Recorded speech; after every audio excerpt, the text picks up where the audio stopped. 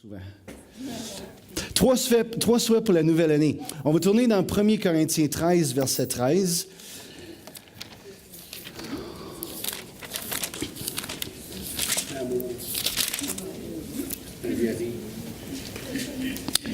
Trois souhaits pour la nouvelle année. Que je vous souhaite, mais je nous souhaite. Je m'inclus. Plus de Jésus, plus. Ouais. C'est bon. Mais c'est pas ça. 1 Corinthiens 13, 13. Maintenant donc, ces trois choses demeurent. La foi, l'espérance et l'amour. Mais la plus grande de ces choses, c'est l'amour. Trois choses qui demeurent, trois choses qui ne changent pas. Peu importe les situations auxquelles vous faites face, peu importe l'âge que vous avez, peu importe où que vous habitez, il y a trois choses qui ne changent jamais. C'est la foi, l'espérance et l'amour. Puis je ne sais pas comment ça a été pour vous l'année 2018. Je sais pas. On sait que c'est juste une date qui change sur un calendrier. Il n'y a rien de magique qui se passe là, le 31 à minuit. C'est juste comme le temps qui continue. Mais on sait que quand même, on est des gens qui marquent des dates. On est des gens qui vivent dans un espace-temps. Donc, c'est important pour nous d'arriver à la fin de l'année. Puis moi, je crois que c'est important de regarder en arrière pour mieux partir de l'avant. Puis, je crois que c'est bon pour nous de regarder l'année 2018 puis de dire, OK, comme...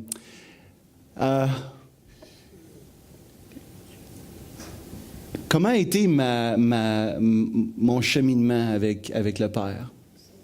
Comment ça s'est passé cette année? J'ai-tu grandi? Mon caractère, as-tu changé? Est-ce que je ressemble plus à Jésus? Est-ce que je suis plus en amour avec Dieu? Est-ce que j'aime plus les gens autour de moi?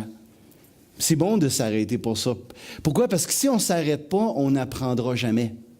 On a besoin de regarder qu'est-ce qui s'est passé.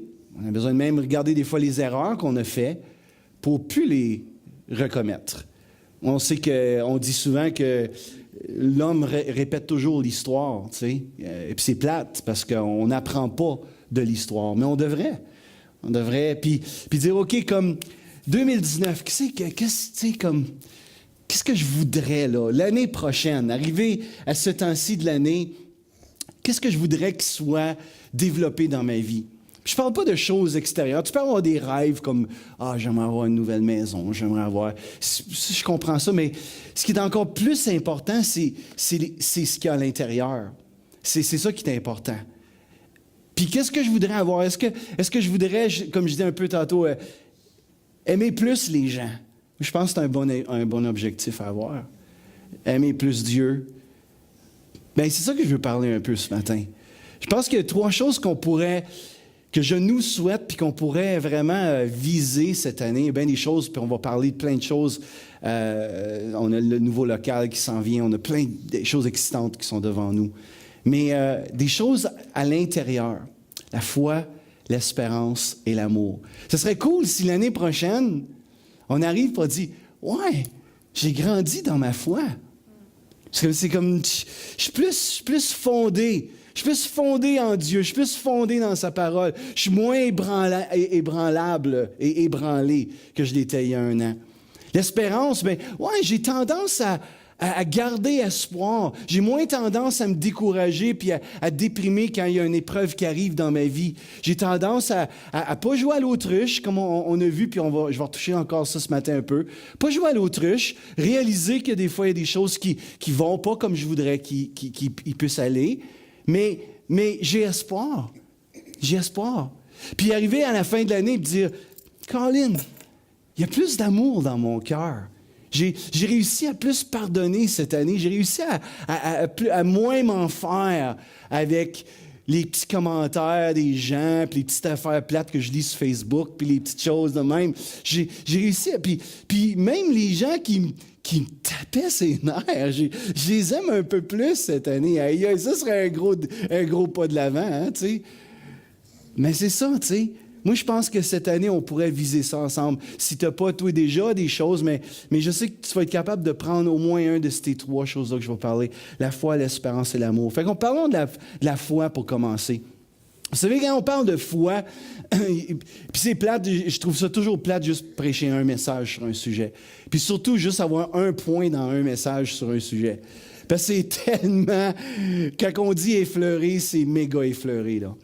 La foi, on pourrait en parler. Puis principalement, il y a 2 aspects à la foi, principalement quand on parle de la foi. Il y a le côté de croire, quand on dit quelqu'un a la foi en Dieu, il croit en Dieu, évidemment. Puis il y a le côté qu'on réalise moins, mais des doctrines de la Bible, qui est la foi qui nous est donnée, puis qu'on a. La foi qu'on a en tant que croyant, OK? On va parler un petit peu de ça. Si on parle le fait de croire, tournez dans Hébreux chapitre 11, verset 6. Quand on parle de la foi, et cet aspect de croire Dieu, de croire en Dieu, Hébreux 11, verset 6.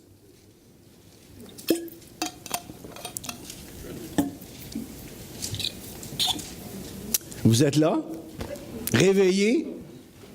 Non? Le café n'était pas assez fort? Come on! Dans le temps des fêtes, c'est des espressos, man, qu'il faut que tu prennes. C'est pas des petits cafés faluettes, là. Hébreux 11, 6. Or, sans la foi, il est impossible, dites impossible, wow, impossible de lui être agréable, d'être agréable à Dieu.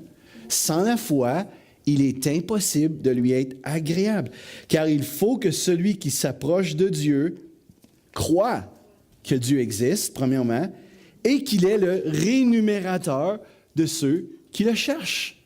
Celui qui récompense ceux qui le cherchent.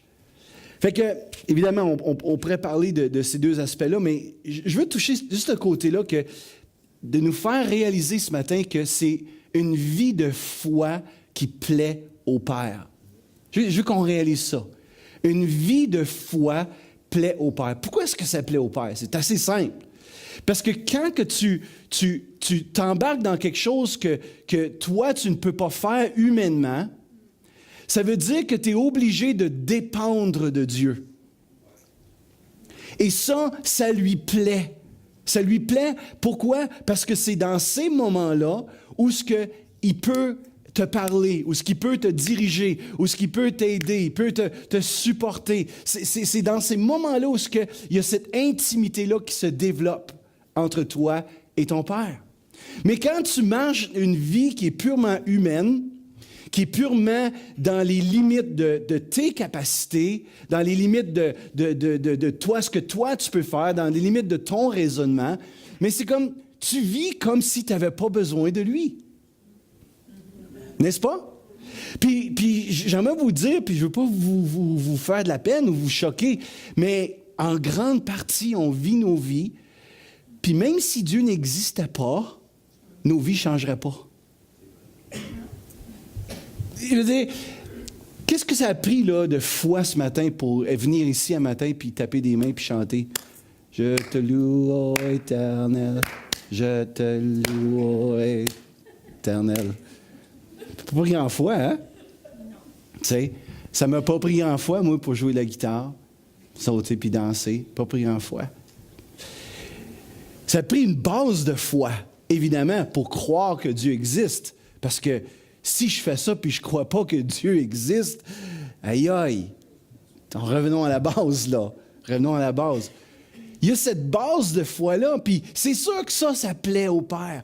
Évidemment, numéro 1, base basique, là, on croit qu'il existe. Mais ma vie, est-ce que ma vie représente une vie de foi? Est-ce que, par moment, je sors de ma zone de confort? Est-ce que par moment, je m'étire? Puis, ou est-ce que humainement, je dis, oh non, moi, Terry, je suis pas comme ça, moi, Terry. Moi, je suis gêné, Terry. Moi, je suis réservé, Terry. Sais? Puis, fait que, qu'est-ce qu'on est en train de dire en disant ça? Puis je comprends qu'il y a différentes personnalités, puis je comprends tout ça, cette game-là. Mais dans le fond, qu'est-ce que je suis en train de dire? Je suis en train de dire, j'aime ça être dans ma zone de confort. Je suis de même, moi, je suis comme ça.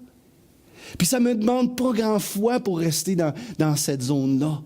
Mais ça me demande une foi pour sortir de ça, puis faire quelque chose qui me rend les mains moites. C'est quand la dernière fois tu as eu les mains moites pour Dieu?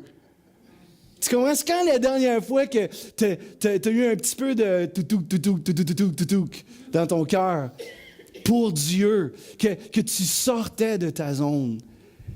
Fait que je veux qu'on comprenne, là, tout le monde, tous ceux qui sont enfants de Dieu, plaisent au Père parce on croit que Dieu existe. Mais il y a une vie de foi qui est là disponible pour chacun d'entre nous. Puis moi, je vous souhaite ça. Je vous souhaite d'arriver et de réaliser que vous êtes plus que ce que vous pensez que vous êtes.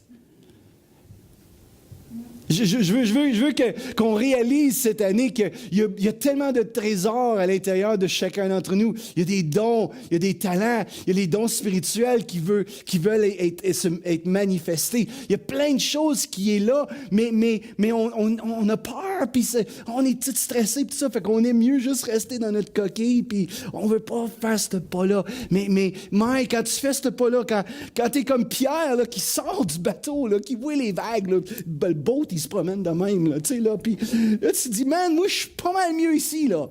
Je dis, gars, là, ça prend un moyen ding-dong pour sortir de là, d'ici, là, tu sais. Mais Jésus, il est là. Ah, wow, tu sais, moi, je veux Jésus, moi, je veux sa présence, moi, je l'aime, tu sais, fait que il est là, fait que je vais oser sortir de mon bateau. Je peux-tu nous souhaiter cette année d'oser de sortir de notre bateau? Sors de ton bateau. Sors de ton bateau. Il commence à prendre de l'eau, ton bateau. Tu le vois pas? Sors de ton bateau. Puis tu sais, même si Pierre a coulé, c'est drôle parce que les chrétiens, on se souvient de cette histoire-là que Pierre, il a coulé dans l'eau. C'est le seul qui a osé sortir, puis c'est le seul que la Bible rapporte qui a marché sur l'eau à part de Jésus. Ah, il n'a pas fait un marathon sur l'eau, mais qui d'entre nous peut dire qu'on a marché sur l'eau? Tout le monde, hein? Parce que c'est l'hiver, l'eau est gelée. Voyons, et où votre foi? Mais tu sais, il y a cette vie-là de « Wow, j'ose, je sors », tu sais. Wow! Imagine imagine ce que Pierre ressentait quand il a commencé à marcher sur l'eau, tu sais. Puis imagine ce que les autres dans le bateau. Oh! Pourquoi on n'est pas allés, nous autres? Pierre marche, puis là, il voit les vagues commencent à s'épeurer, puis Jésus le sort tout le temps, par exemple. Jésus le sort. Ose de sortir de ta barque. Veux-tu dire à la personne à côté de toi, ose sortir de ta barque cette année?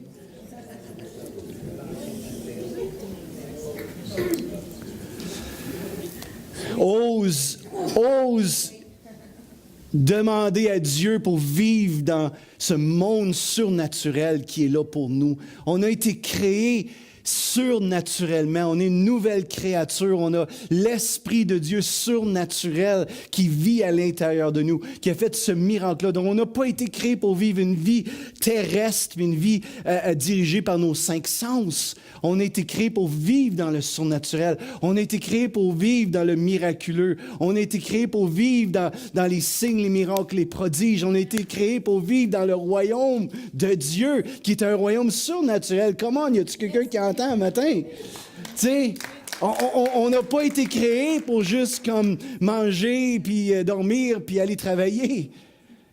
Aussi noble que c'est, ces choses-là. Mais on a été créé pour plus. Marcher dans le surnaturel. Mais une vie de foi, même dans nos finances. dans nos finances. Oser cette année 2019, oser dire, Dieu, je veux t'honorer avec mes dîmes et mes offrandes. Puis je veux être fidèle. Pas là, de temps en temps, je veux être fidèle. J'ose sortir ma barque. Et ma zone de confort financière. Oh, ça c'est un gros paquebot pour certaines personnes. C'est tellement confortable, tu sais, parce qu'on a toute ta petite vie réglée, puis tout, tu sais. Mais ose financièrement prendre ton portefeuille, prendre ton budget, puis dire, Père, moi, je veux t'honorer. T'es vivant dans certains endroits de ma vie, mais là, je veux t'honorer avec mes dîmes et avec mes offrandes. Puis tu vas voir qu'est-ce que Dieu va faire dans ta vie. C'est drôle parce que le royaume de Dieu, on sait, ça marche à l'envers de ce que nous, on pense. Nous, on pense qu'on économise. Puis tu vas avoir un gros compte en banque. Puis Dieu dit, donne, sois généreux, puis tu vas être riche. Tu vas être riche. Tu vas être riche dans le ciel, premièrement, puis souvent, sur la terre, tu es béni.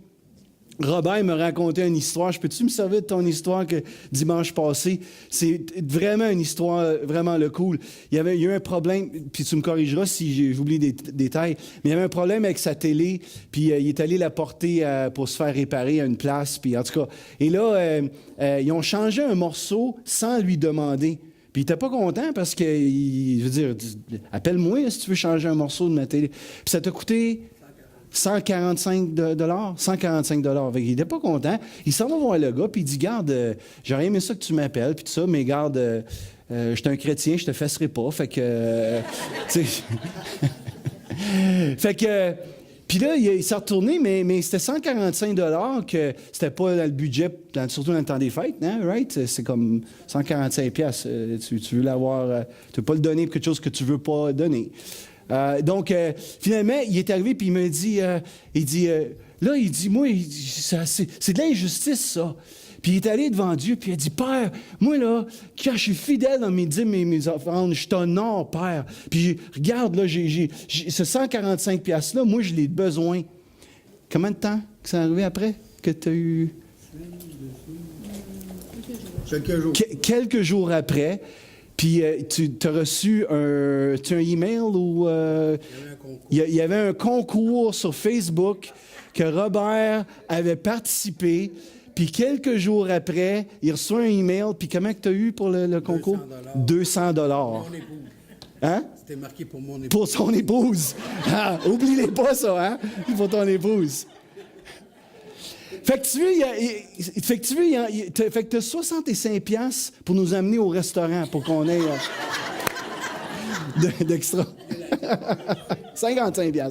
Mais, vois-tu, on pourrait dire, écoute, c'est du hasard, puis garde, ça arrivé de même. Ouais, il y en a qui vont penser ça. Je sais pas. Peut-être que c'est réellement Dieu qui a répondu, puis qui a honoré la prière de son fils puis de son enfant, puis honoré la fidélité de son fils puis son enfant. Amen. Tu comprends-tu? Sors de ton bateau financier, sors de ta barque, puis dis cette année, moi non, regarde, moi je veux être généreux. C'est une chose, cette année, apprends-moi à être généreux, Père. Apprends-moi, aide-moi à comprendre tous ces principes-là de la gestion de mes finances. C'est vraiment une grosse affaire, ça, dans le monde aujourd'hui. Aujourd'hui, là, le monde est endetté comme ça n'a aucun bon sens. Même les économistes, les financiers vont le dire. Les gens, justement hier encore, j'ai lu un article que la majorité des Américains vivent, ils disent from one paycheck to another, d'un chèque de paye à l'autre. Ils n'y arrivent pas, ils n'arrivent pas. Fait qu'il y a quelque chose des principes du royaume de Dieu qui sont tous dans ce beau livre-là, qu'on a besoin de comprendre, qu'on a besoin de mettre en pratique. Combien savent que Dieu veut nous bénir financièrement? Je souhaite que tu prospères à tous égards, comme prospère l'état de ton âme. Il y a quelque chose qui se passe que lorsque notre âme commence à prospérer, lorsqu'on commence à croire, puis à être guéri, puis à vivre l'amour, l'affection de notre Père, il y a une prospérité qui commence à sortir de nous autres. Puis on commence à vivre dans un autre domaine, on commence à comprendre la vie de foi, même dans les finances. Fait que je nous souhaite ça. Je nous souhaite ça. Dans nos relations, vie de foi dans nos relations. Ouais. Ose débarquer de ta barque puis demander pardon. Ose débarquer de ta barque et de pardonner.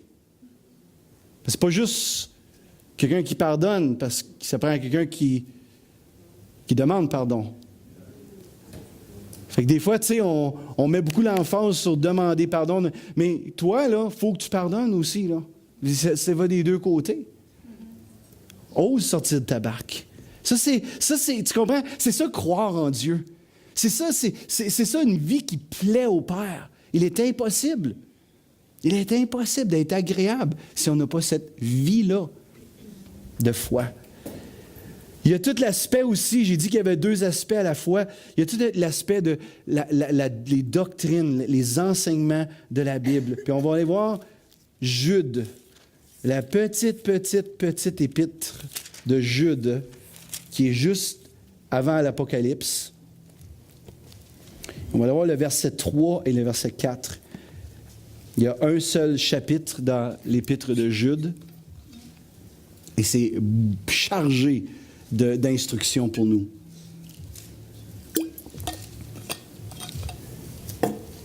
Jude, verset 3, verset 4. « Bien-aimés, alors que je désirais vivement vous écrire au sujet de notre salut commun. » Fait qu'on est tous sauvés, puis je vais vous écrire par rapport à ça, tout ce que Jésus a fait à la croix, puis c'est « Wow, on est une famille! » Et là, il dit « Je me suis senti obligé de vous envoyer cette lettre pour vous exhorter ou vous encourager, check bien, à combattre pour la foi qui a été transmise aux saints une fois pour toutes. » Je vous écris pour vous encourager à combattre pour la foi qui a été transmise aux saints une fois pour toutes. C'est de quoi qu'il parle? Il parle des enseignements de la Bible. Il parle des choses qui ont été transmises depuis les apôtres, puis en fait, depuis Jésus, que lui a transmis ça à ses 12. Ils ont transmis, ça a été transmis de génération en génération en génération. Il y a une foi qu'on appelle orthodoxe, une foi qui a traversé tous les âges. Et par exemple, l'Église catholique vont réciter cette foi-là quand on parle du credo. Je crois en Dieu notre Père, le Dieu Tout-Puissant, Créateur du ciel et de la terre. Qu'est-ce qu'ils sont en train de... Ils sont en train de réciter la foi orthodoxe. Okay? Cette foi-là qui a été transmise de génération en génération. Ça, c'est un credo. Il y a encore plein de choses. C'est pas juste ça. Il y a encore plein de choses, évidemment. Mais vois-tu, à l'époque que Jude écrit ça, c'est qu'il y a des faux enseignants qui essayent d'infiltrer les églises, puis essayent d'enseigner toutes sortes d'affaires, contrairement à la foi qui a été transmise. C'est pour ça que Jude dit, je veux que vous fassiez attention, parce que il y a des enseignants et des enseignements qui sont là, puis qui essayent d'infiltrer, puis vous influencer, puis vous éloigner du Seigneur. Puis savez-vous que 2000 ans après, c'est exactement la même chose? S'il y a une chose, c'est pire aujourd'hui, à cause de l'Internet. Aujourd'hui, à cause de l'Internet, n'importe qui peut se nommer enseignant. Il peut dire à peu près n'importe quoi, puis il y a des gens qui vont le suivre. Il y a des gens qui vont dire « Ah, j'ai vu ça un moment donné, j'ai lu ça, j'ai entendu ça. » Puis le problème avec l'Internet, on est tous concernés par ça, c'est que c'est très rare que tu vas aller sur Internet, tu vas dire « Moi, j'ai le goût d'écouter une prédication ce matin. » C'est très rare que tu vas aller écouter une prédication sur « Honorer Dieu avec tes dîmes puis tes offrandes. » C'est très rare que tu vas aller voir une prédication qui va dire d'être soumis les uns aux autres. Le thème de la soumission. Très rare. Qu'est-ce que tu vas aller faire? Tu vas aller voir des choses qui te font du bien, qui te plaisent, qui s'adressent à ton besoin là. À l'époque, c'était pas comme ça. À l'époque, il y avait une église locale. Puis il y avait des enseignants qui étaient là, qui enseignaient. Puis c'était un enseignement semaine après semaine. Pour ça, c'est important de faire partie d'une église locale. Parce que, non, on prêche pas tout le temps, wouhou, yeah, yeah. Mais on prêche des choses, de la nourriture que les brebis ont besoin d'entendre pour grandir et être forts dans le Seigneur.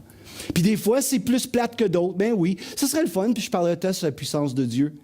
Ce serait le fun. Mais des fois, j'ai besoin de parler du cœur et du caractère. Puis sais-tu quoi? La puissance va venir quand le cœur et le caractère vont être guéris puis développés bien plus. Puis le Père va pas nous faire confiance avec bien plus de puissance une fois que notre cœur et notre caractère va être guéri. Parce que donne de la puissance à un blessé, puis qu'est-ce qu'il va faire? Dangereux. Très dangereux. Vous entendez ce que je veux dire? Il y a une foi qu'on a besoin de faire attention. Il y a des pensées dans le monde aujourd'hui. Toutes sortes de pensées. Puis si on n'est pas fondé dans sa parole, on est comme, ah, ça a du sens. Ça a du sens. Puis ces gens-là, souvent, ils n'ont pas étudié, ils ont entendu un message, d'entendre un message. Mais qui a étudié, qui a vraiment étudié le contexte historique, le contexte grammatical, le texte hébreu, le texte grec, pour arriver puis dire, regarde, sais-tu quoi, je tremble devant sa parole, parce que j'ai pas toute la vérité, mais humblement, voici ce que je propose. Mais c'est ça qui est important, qu'on a besoin de comprendre, qu'on a besoin d'écouter dans le fond. T'sais. Tout le monde peut dire n'importe quoi. Il faut faire attention. Aujourd'hui, on dit que, tout est relatif, Terry. C'est relatif. Il n'y en a pas d'absolu, Terry. Tout est relatif. Ça dépend de ton interprétation, Terry. Hein? Vous avez déjà entendu ça? C'est ce qu'on entend. Ça, c'est ton interprétation. Moi, la mienne est... Et c'est sûr qu'il y a des sujets à interprétation dans la Bible. Il y en a. Il y a des zones on dit des zones grises. C'est comme la Bible est pas claire. Mais je vais dire quelque chose. Il y en a un paquet que la Bible est claire. Puis ça, désolé, c'est pas sujet à interprétation. Quand on parle de la sexualité de l'être humain, l'immoralité sexuelle, la Bible est vraiment claire. Je suis désolé, elle est vraiment claire. La Bible dit que la sexualité, c'est entre un homme et une femme mariés. Mariés. Ça, c'est clair. Tu ne peux pas dire, non, c'est clair. Si tu te dis, moi, je suis quelqu'un qui aime Dieu et qui veut suivre sa parole, c'est clair. C'est clair.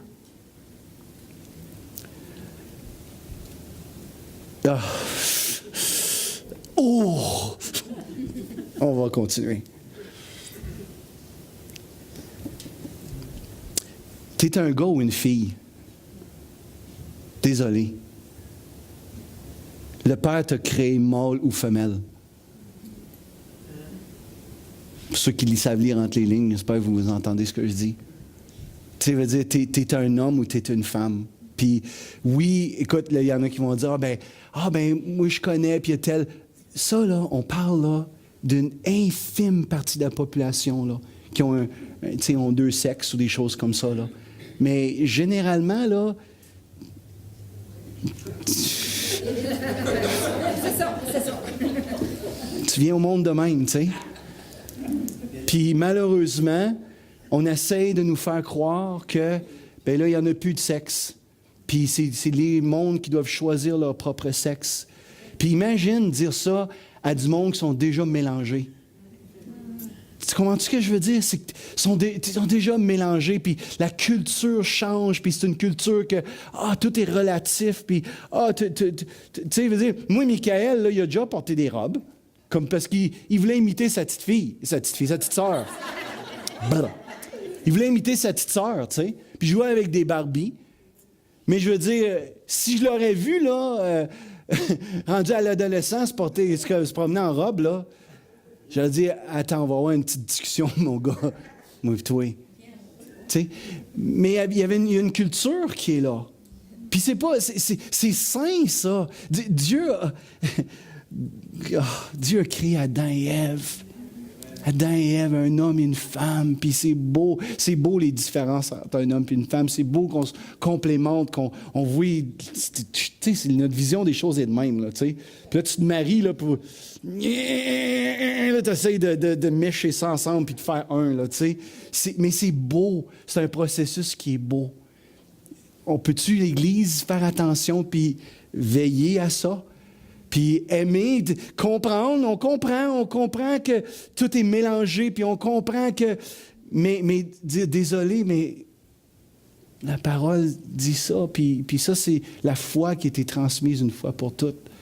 Tu sais, le danger, c'est que là, on arrive, nous autres, puis on se sert de la Bible comme une épée pour tuer le monde. Puis malheureusement, il y a des chrétiens qui font ça. Tu sais, puis c'est comme, on fesse.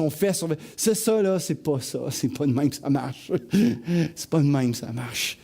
Il faut vraiment qu'on aime les gens. Il faut vraiment, je m'en viens là à l'espérance, puis l'amour sera pas long, là.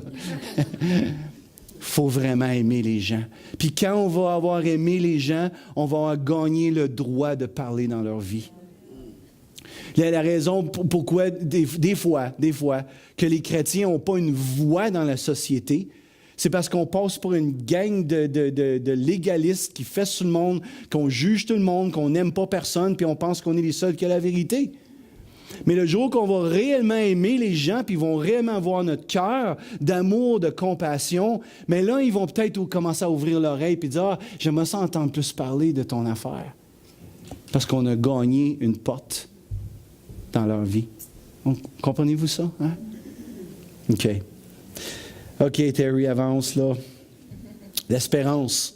Bien, je nous souhaite de vivre une vie d'espérance en 2019. L'espérance, c'est pas, comme je vais reprendre un peu ce que j'ai parlé dimanche passé, c'est pas le positivisme. Le positivisme, c'est de dire bla bla bla bla, tout va bien, tout va bien, tout va bien, il n'y en a pas de problème, Hakuna Matata. Et ça, c'est positif, tu sais. Puis moi, je vois le positif comme l'autruche. Il veut pas voir la réalité de ce qui se passe dans sa vie. Ça, c'est pas ça l'espérance. L'espérance, c'est que tu vois clair.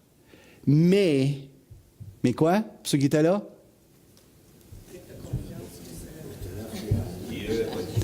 Ah, Laurent, je t'aime même si tu n'étais pas là. Il n'était pas là, puis il le sait. J'en reviens pas. Comment tu veux, Laurent?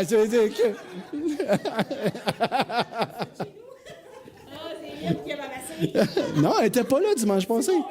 Simon a balancé. Ah, fait que, hey. Ça, c'est l'écho de 2 Ah, c'était là 2 semaines que j'ai parlé de ça. Ah, OK! Désolé. Mais c'était bon pareil, Laurent. C'était bon pareil.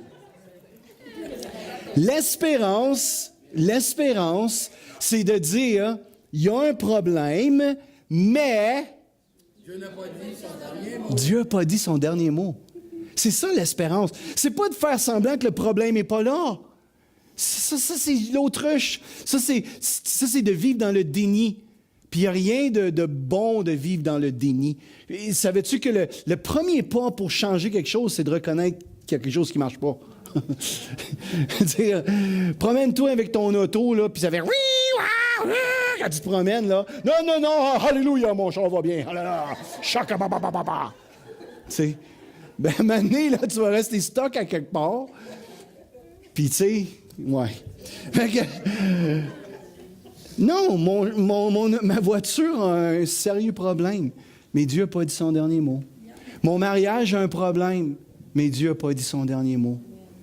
Mes finances, il y a un problème dans mes finances, mais Dieu n'a pas dit son dernier mot. Ça, c'est l'espoir biblique, c'est l'espérance.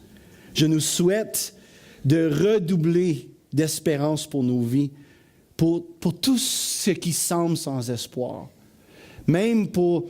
Il y a peut-être des gens dans ta vie qui semblent sans espoir. Tu as peut-être un enfant, tu as peut-être ton mari, peut-être tu dis, il n'y a pas d'espoir, comme j'ai tout fait, j'ai tout essayé, Ça va, Diane? Oui? OK.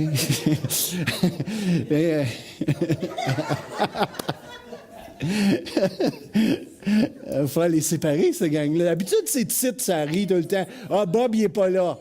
C'est pour ça que c'est tranquille. OK.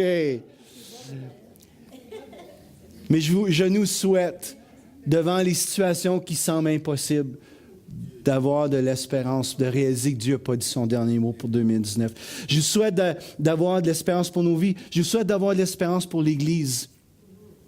Même si l'Église n'est pas ce que tu voudrais qu'elle soit, Dieu n'a pas dit son dernier mot. Je veux t'encourager à ne pas mettre un X sur l'Église, mais à l'aimer, puis à redoubler d'espérance, de la voir belle, comme Jésus la voit belle, comme le Père la voit belle. Il la voit comme étant l'épouse de Jésus, qui est belle. Puis comment est-ce qu'on peut espérer? Là, c'est en arrière que ça se passe. C'est bon, ça se promène d'un secteur à un autre, d'un secteur à un autre. Comment est-ce qu'on peut redoubler d'espérance? On va tourner dans Lamentation, OK? Hey, attendez que je lise le verset, OK? Colin, vous êtes dur sur moi matin. Temps des fêtes, mon gars, ça fait dur. Hein? Voyons. Lamentation 3. Bon. Lamentation 3, verset 21. J'ai parlé de ça il y a quelques semaines.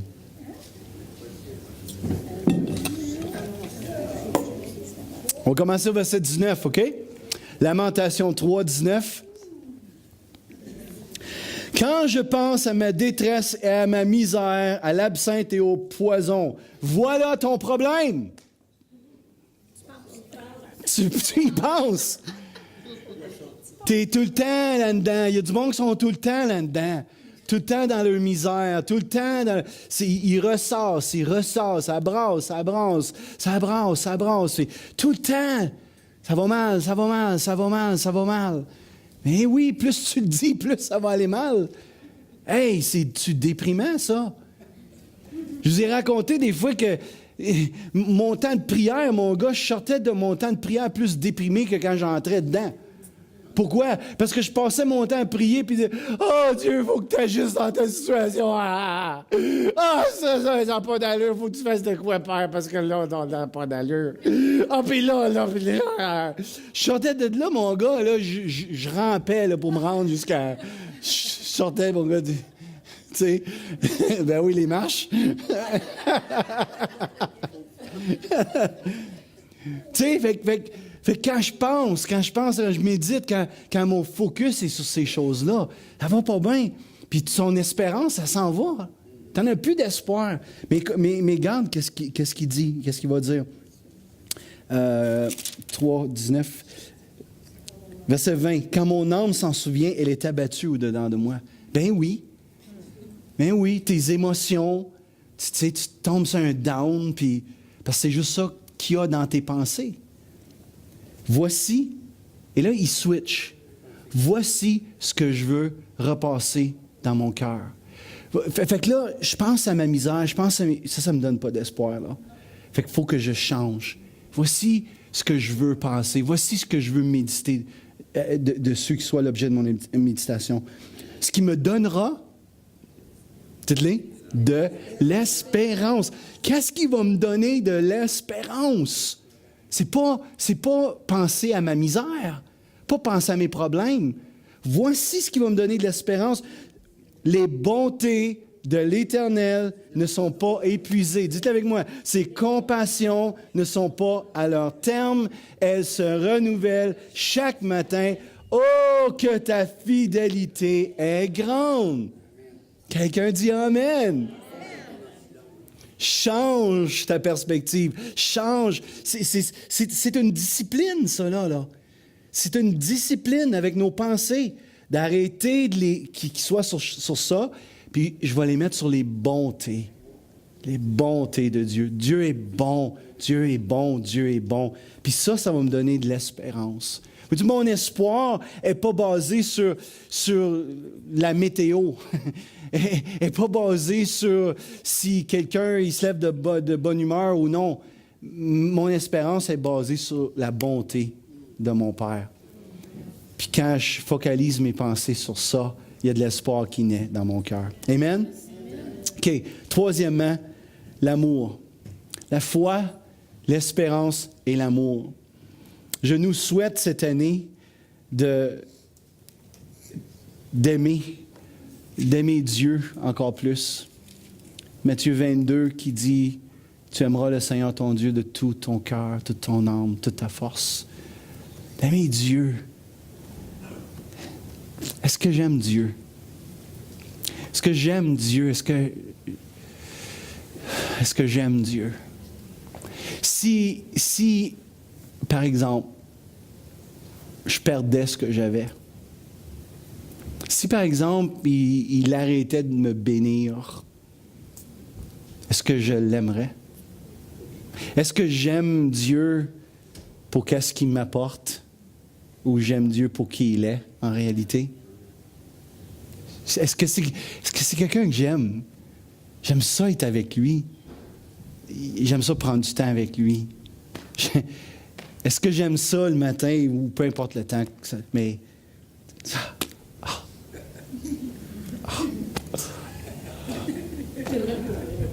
Je suis de même pour vrai, ma femme m'a dit en plus. C'est vrai que je suis de même pour vrai.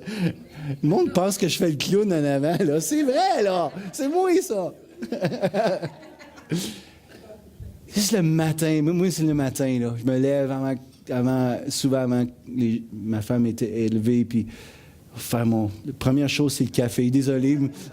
Je me rends vers la machine, là. Ouais, tu es mon frère. Ah, OK. Ouais, mais je dis à la machine à café, tu es mon frère. Puis là, je m'en vais m'asseoir, puis, tu sais, j'ouvre la Bible. Puis je suis juste comme, j'aime ça. Je l'aime.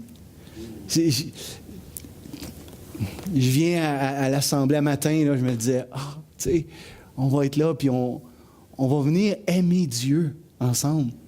Hein, Mireille? On va venir l'aimer. On va venir lui dire qu'on l'aime. On va venir lui dire qu'il est bon. On va venir... Je nous souhaite, en 2019, d'être encore plus comme ça. Je nous souhaite d'aimer les autres. Parce qu'il continue en disant, tu aimeras le Seigneur ton Dieu toi-même et tu aimeras ton prochain comme toi-même. Les prochains, c'est souvent ceux qui nous tapent ses nerfs. Si vous êtes honnête, si nous sommes honnêtes, on a tous des gens qui nous tapent sur les nerfs un peu. Des gens peut-être qui nous ont blessés dans le passé. Je dois être franc avec vous, il y a des gens qui m'ont réellement blessé dans la vie. Puis, sais-tu, c'est une des pires... Non, je te le dirai pas, non. Mais une des pires choses pour me faire mal, c'est, mettons, je t'ai aimé, puis après ça, tu m'ignores, pour X raison. Il y en a-tu qui sont comme moi? Tu sais, mettons, là, que tu as aidé quelqu'un, puis tout ça, puis il se vire contre toi, puis là, il t'ignore. Puis là, en plus, des fois, il va parler contre toi après. Ça fait mal, ça. Mais c'est arrivé il y a quelques années de ça, des gens qu'on avait aimés puis aidés, là, financièrement, de cœur, de pris du temps, tout ça. Puis pour X raisons, ils se sont détournés. Puis on était New Skirt, puis on arrive au Pizza Hut. Puis on arrivait, OK, c'est quoi? C'est bon le Pizza Hut, hein? Pizza Hut. Fait qu'on arrive, puis en arrivant, tu sais, t'attends pour avoir une place, puis la madame, elle vient, elle dit, OK, je vais t'amener. Puis on arrive, puis le couple est drette là. Puis là, moi, je suis comme, tu sais, puis moi, je suis une personnalité comme ça, là, je vais vers les gens, puis là, j'arrive, puis le gars, il fait ça, puis il se vire d'abord. C'est comme, là, un poignard, tu sais. Puis c'est resté, là, longtemps, là, où je pensais à ça, puis ça me faisait mal, tu sais. Puis j'arrive le matin. Père, mon café. J'aime ça, je t'aime.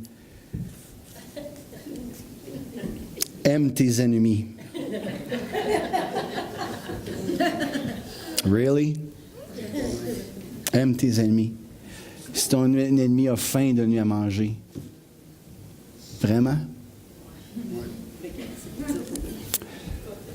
Père, j'ai vraiment besoin que tu viennes guérir mon cœur.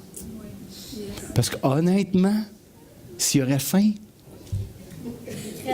je pense que je serais content. Non, come on.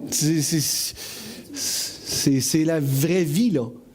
Pense à la personne qui t'a fait le mal, qui t'a fait du mal. Pense à la personne qui t'a... Tu sais, puis pense aux sentiments des fois qui viennent dans ton cœur. C'est pour ça qu'on a besoin de lui. Je nous souhaite d'aimer. Je nous souhaite de vivre l'amour, l'affection de notre Père cette année pour qu'il vienne guérir toutes ces affaires-là. Puis qu'il vienne nous libérer de toutes nos réactions malsaines, nos réactions humaines, charnelles. Puis que ce n'est plus moi qui vis, c'est Christ qui vit en moi. Que Jésus commence à aimer à travers de moi. Même les gens qui m'ont fait mal, les gens qui m'ont blessé. Tu sais, la Bible dit, Paul, il va dire dans Philippiens, chapitre 1, verset 8, il prie pour les Philippiens et il dit, « Je prie que votre amour augmente de plus en plus. » Pense à ça. Philippiens 1, verset 8. Check ça. « Car Dieu m'est témoin que je vous chéris tous avec la tendresse de Jésus-Christ. Et ce que je demande dans mes prières, c'est que votre amour augmente de plus en plus. » Votre amour augmente de plus en plus. Hey! Fait on a l'amour en dans nous autres. On a Dieu en dans nous autres. On a l'amour de Dieu dans nos cœurs. Mais Paul, il dit, je veux que votre amour augmente de plus en plus. Est-ce que tu grandis en amour? Une bonne question. Un bon test de chrétienté. Est-ce que tu grandis dans l'amour? Est-ce que tu aimes plus que tu aimais l'année passée, ou il y a 2 ans, ou il y a 5 ans? C'est un bon objectif de se fixer, ça. Rick Joyner, que beaucoup de monde connaissent, qui est reconnu comme un prophète. Puis, à un moment donné, le Seigneur l'a apostrophé dans un coin. Puis, il a dit, Rick, sais-tu quoi? Tu es reconnu pour être un prophète, puis tu es reconnu dans le monde entier pour déclarer des choses, tout ça. Mais il y a une chose que tu n'es pas reconnu pour. Puis c'est un gars plein d'amour. Hey! Puis réaliser, moi je suis là, puis je prophétise, puis je m'en vais dans le monde entier, je voyage, des grosses conférences, puis la grosse patente. Puis je ne suis pas reconnu pour être quelqu'un qui aime. Il y a un problème.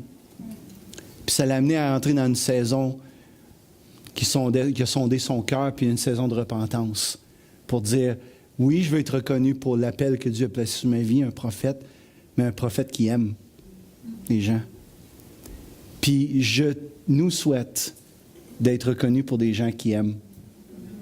Des gens remplis d'amour. Puis j'ai pas le temps de développer ça, puis je vais sûrement le faire un jour. Mais Paul, il dit, je prie que votre amour augmente de plus en plus en connaissance et en intelligence ou discernement. En connaissance et en discernement. Que votre amour augmente en connaissance et en discernement. Puis, ce que je veux vous lancer là, vite fait, c'est que Paul, il dit, quand il parle de connaissance, il ne parle pas d'un amour émotionnel, mais un amour qui est basé sur la vérité. Autrement dit, la Bible dit que je dois aimer mes ennemis. Émotionnellement, je ne veux pas. Mais que mon amour augmente en connaissance, c'est la connaissance de la vérité. Que je réalise que mon amour augmente en connaissance. OK, aime ton ennemi. Pardonne à ceux qui t'ont offensé. Comprends-tu?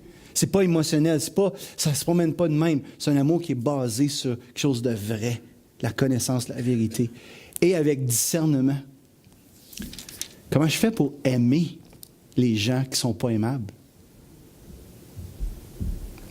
Ça prend du discernement. Ça prend le tact. Ça prend de dire et de faire la bonne chose au bon moment. Ça prend du discernement. L'amour, c'est pas de dire oui tout le temps. Des fois, le plus grand acte d'amour que tu peux faire, c'est de dire non à quelqu'un. Puis de dire non, non. La ligne est là, non. Puis cette personne-là peut péter une coche, faire une crise, tout ça, te traiter de tous les noms, mais c'était de l'amour que tu as fait. Combien savent de quoi je parle? Aimer, c'est pas tout le temps dire oui. Aimer, c'est dire non des fois. C'est que ça prend la connaissance, puis ça prend du discernement. Il faut que je sois capable de discerner quand dire non, puis quand dire oui. Je nous souhaite d'être remplis d'amour pour les gens, oui, nos frères et sœurs, évidemment, mais les gens qui n'ont pas encore saisi Jésus dans leur cœur, qui n'ont pas encore cette foi-là qu'on parle ce matin.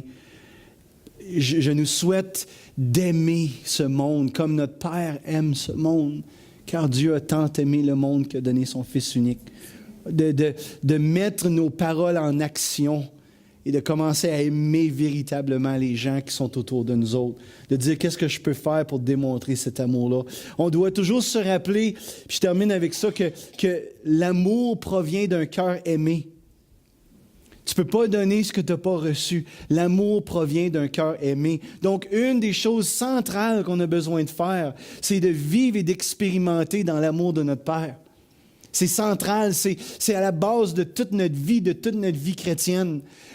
Des fois, on part là, comme des orphelins qui essayent de changer le monde, qui essayent d'aimer le monde. Quand on n'a aucune base de support, quand on est tout croche à l'intérieur, quand la première chose que j'ai besoin de faire, c'est d'être aimé moi-même. C'est d'expérimenter cet amour-là, de savoir qui je suis. Je suis un fils. Mireille, c'était le fun que tu aies partagé ça le matin. Des fois, je dis des affaires puis je pense que ça touche personne, mais là, c'est le fun, ça t'a touché. C'est le fun de l'entendre. De se dire, oui, je suis un fils, puis tu es mon père. Puis de vivre ça. Pas juste le dire, mais le vivre. Puis quand ton cœur est aimé par le Père, puis quand ton cœur est guéri par le Père, l'amour qui sort de ta vie est beaucoup plus pur. Il y a pas mal moins de motifs mélangés dans tout ça. C'est pas mal plus pur. Yep.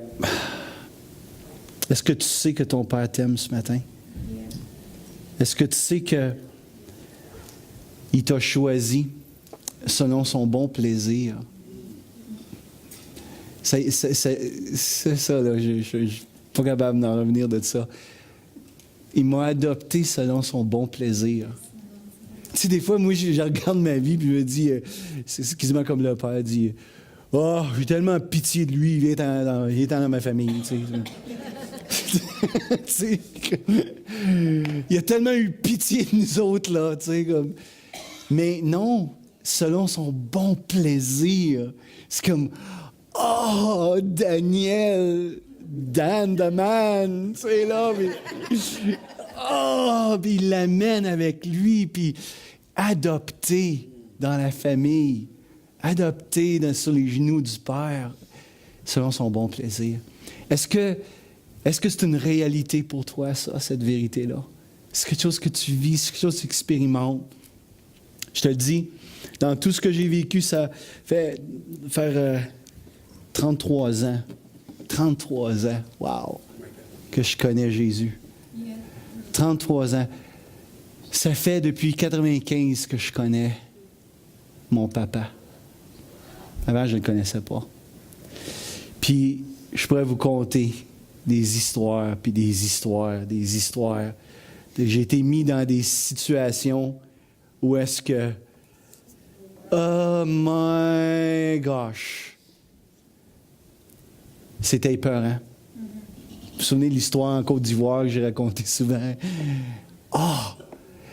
Puis la seule chose qui a amené cette sécurité-là, qui a amené c'est juste de me reculer puis de réaliser que j'étais un fils puis que j'avais un père qui était là. Puis de vivre cet amour et cette affection. Quand tu dis que tu risques d'être emprisonné en Côte d'Ivoire puis tu sais que personne ne sait que tu es là.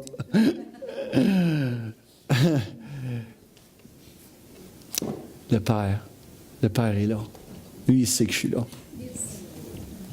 Je nous souhaite de connaître cet amour. Puis après ça, je suis capable d'aimer les autres. À chaque fois, moi, que j'aime moins quelqu'un, je réalise qu'il y a un manque dans l'amour que j'expérimente avec le Père. Puis j'ai besoin de revenir à la base. On peut-tu revenir à la base cette année? En tout cas, dans ce côté-là. De réaliser qu'on est aimé. OK, il est temps que tu arrêtes, Terry. Midi moins 10, le monde a faim, le monde gigote sur leurs chaises. Dans pas longtemps, on va avoir des chaises qui vont être tellement confortables, ça ne sera même pas drôle. Je ne sais même pas comment je vais faire pour prêcher et garder le monde réveillé. J'ai pensé à amener des déguisements différents chaque dimanche. J'ai commencé à apprendre à jongler, le gazou pendant que je prêche. Mais en tout cas, j'ai besoin de votre aide pour ça.